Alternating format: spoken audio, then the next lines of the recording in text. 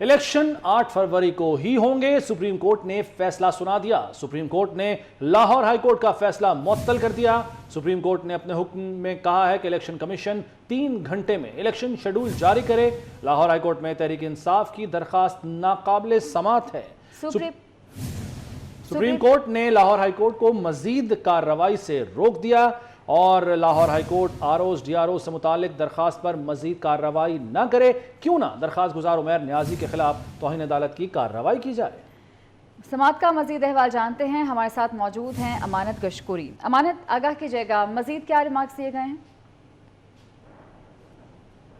Supreme court ने Lahore high court के फैसले के खिलाफ इलेक्शन कमीशन की दरख्वास्त मंजूर कर ली है और सुप्रीम कोर्ट ने लाहौर हाई कोर्ट का आरओज और डीआरओ से मुतालिक जो फैसला था उसको कलअदम करार दे दिया है और लाहौर हाई कोर्ट को मजीद कार्रवाई से रोका गया है और लाहौर हाई कोर्ट में तहरीक इंसाफ की दरख्वास्त जो दायर की गई थी सुप्रीम कोर्ट ने तलब कर लिया है और अब लाहौर हाई कोर्ट में आरओज और डीआरओ से मुतालिक दरख्वास्त पर समात मजीद नहीं हो सकेगी। सुप्रीम कोर्ट ने केस का तमाम रिकॉर्ड सुप्रीम कोर्ट में तलब कर लिया है और सुप्रीम कोर्ट ने अपने हुक्म में ये कहा है कि अगर सुप्रीम कोर्ट को लगा, अगर मुनासिब हुआ तो आरओ से मुतालिक जो दरख्वास्त है वो सुप्रीम कोर्ट खुद सुनेगी। ताहम लाहौर हाई कोर्ट के पास इस तरह की दरख्वास्त सुनने का कोई अख्तियार नहीं है। सुप्रीम कोर्ट ने अपने हुक्म में कहा है कि लाहौर हाई कोर्ट के जस्टिस बाकर नजफी ने जो फैसला दिया है वो अख्तियारात से तजावुज़ है और हाई कोर्ट जो है उसका दायरा अख्तियार नहीं बनता था। हाई कोर्ट ने अपने दायरा अख्तियार से तजावुज़ किया है, जबकि जो दरख्वास्त गुजार थे उमैर नियाजी तहरीक इंसाफ की जानिब से जिन्होंने आरओज और डीआरओज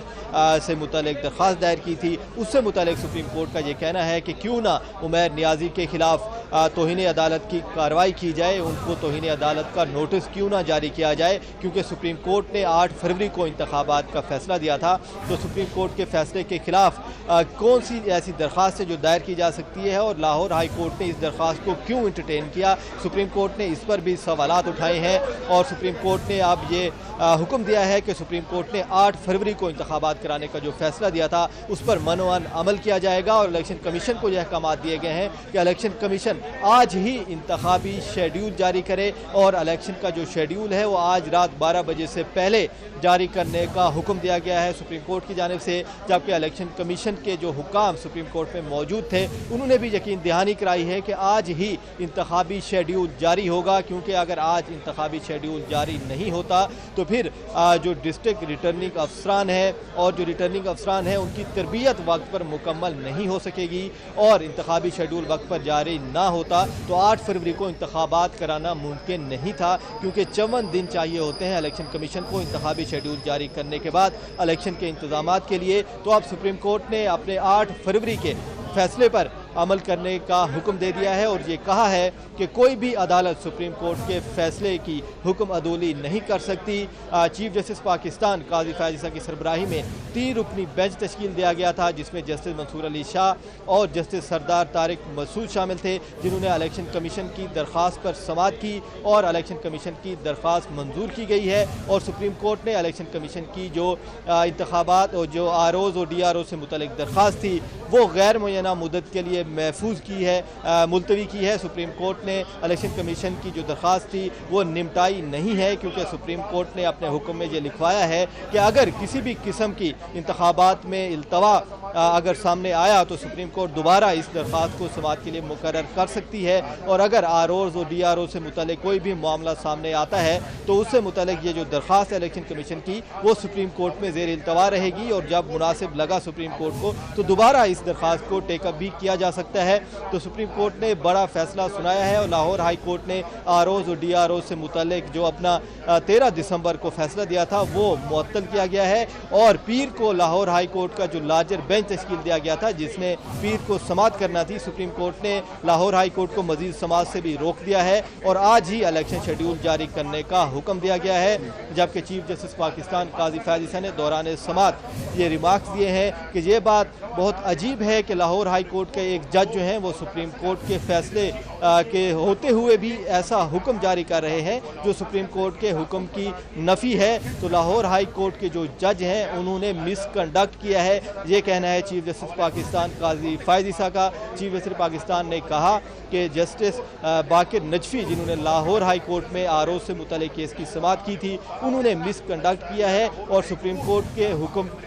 कोर्ट की हुक्म अदूली करना मिसकंडक्ट के ज़ुमरे में आता है। तो चीफ जस्टिस पाकिस्तान ने जस्टिस बाकिर नजफी से मुतल्लिक़ भी रिमार्क्स दिए हैं कि उन्होंने ऐसा फैसला देकर मिसकंडक्ट किया है, जबकि जस्टिस मंसूर अली शाह का ये कहना था कि लाहौर हाई कोर्ट ने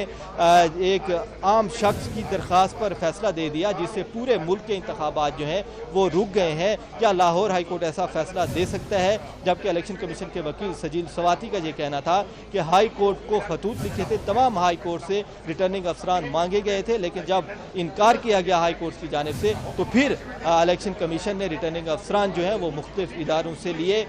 जिस पर चीफ जस्टिस पाकिस्तान का कहना था कि हाई कोर्ट के पास अख्तियार है कि वो रिटर्निंग अफसरान फराहम करें या ना करें, लेकिन अगर इनकार किया गया तो फिर हाई कोर्ट दोबारा उस मामले को कैसे सुन सकती थी। तो सुप्रीम कोर्ट ने आज अहम ये समाअत की है और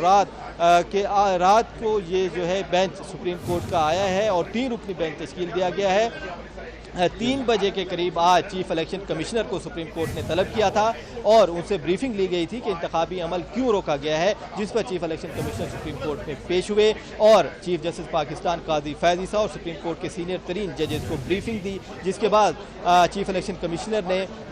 आइनी दरख्वास्त जो है वह सुप्रीम कोर्ट में दायर करने का फैसला किया और सुप्रीम कोर्ट में दरख्वास्त दायर की गई और जजेस सुप्रीम कोर्ट में ही मौजूद रहे और 3 रुकनी बेंच तश्कील दिया गया जिसने ये अहम समाअत की है और सुप्रीम कोर्ट ने 8 फरवरी को इंतखाबात का जो अपना फैसला था उस पर अमल दरामद कराने का हुक्म दिया है और लाहौर हाई कोर्ट का जो फैसला था उसको मुअत्तल कर दिया गया है। जी अच्छा, अमानत ये बताएगा कि जो रिमार्क्स सामने आए हैं, हम बताते भी हैं नाज़रीन को और आपने भी किसी हद तक उनसे आगाह किया है, ये बताएगा कि जो दरख्वास्त गुजार जमात थी PTI, उसकी जानिब से भी कोई फरीक मौजूद था अदालत में और उससे भी कोई बात की गई, सवाल किया गया, पूछा गया?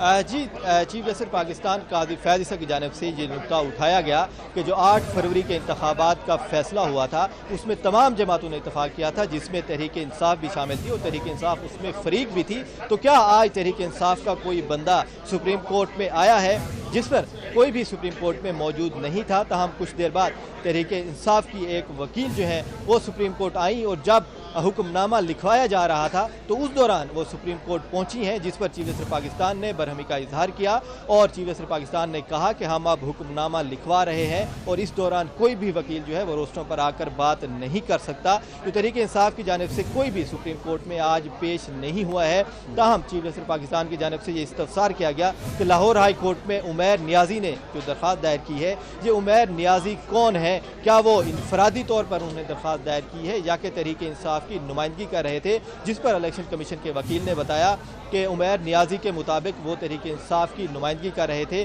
और वो लाहौर में तहरीक इंसाफ के जनरल सेक्रेटरी भी हैं, जिस पर चीफ जस्टिस पाकिस्तान का कहना था कि उमैर नियाजी ने ऐसी दरख्वास्त दायर की है जो कि तौहीन अदालत के ज़ुमरे में आती है। तो एक इनफरादी शख्स के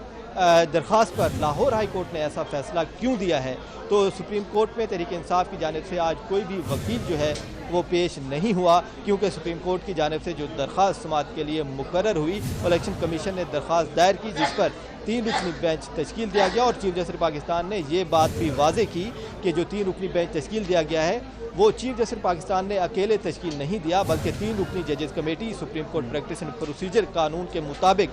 बैठी थी, जिसमें जस्टिस इजाजुल एहसन और जस्टिस सरदार तारिक मसूद भी शामिल थे। उस 3 रुकनी कमेटी ने यह फैसला किया कि 3 रुकनी बेंच तश्कील दिया जाए और चीफ जस्टिस पाकिस्तान ने इस बात की भी वजाहत की कि जस्टिस इजाजुल एहसन जो कि 3 रुकनी कमेटी का हिस्सा है वो खुद बेंच में शामिल नहीं हुए क्योंकि उनकी दीगर मसरूफियात थी और वो खुद नहीं बैठे, जिसके बाद जस्टिस मंसूर अली शाह को इस बेंच में शामिल किया गया है। तो चीफ जस्टिस पाकिस्तान ने बेंच की तश्कील का जो तासुर है, जिसमें अक्सर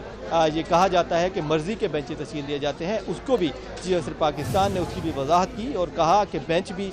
जजेस कमेटी की मर्जी से तश्कील दिया गया और जजेस कमेटी का इजलास हुआ जिसमें यह मशवरा किया गया कि तीनों जजेस जो हैं वो बेंच में बैठेंगे, क्योंकि अगर सुप्रीम कोर्ट आज केस की समाअत ना करती तो फिर 8 फरवरी को इंतखाबात कराना मुमकिन ना रहता, ये कहना था सुप्रीम कोर्ट का। तो सुप्रीम कोर्ट ने इसलिए लाहौर हाई कोर्ट का फैसला मुअत्तल किया है और 8 फरवरी को इंतखाबात यकीनी बनाने का हुक्म दिया गया है। इलेक्शन कमीशन को ये अहकाम जारी किए गए हैं कि इलेक्शन कमीशन आज ही इंतखाबी शेड्यूल जारी करे और आरओज़ और DROज़ से मुतालिक जो केस है वो अब सुप्रीम कोर्ट में ज़ेर इल्तवा रहेगा। सुप्रीम कोर्ट को अगर मुनासिब लगा तो सुप्रीम कोर्ट उसकी टेकअप करेगी। अगर सुप्रीम कोर्ट को ये लगा कि आप ज़रूरत नहीं है केस सुनने की तो फिर इलेक्शन इंतखाबी जो अमल है वो जारी रहेगा।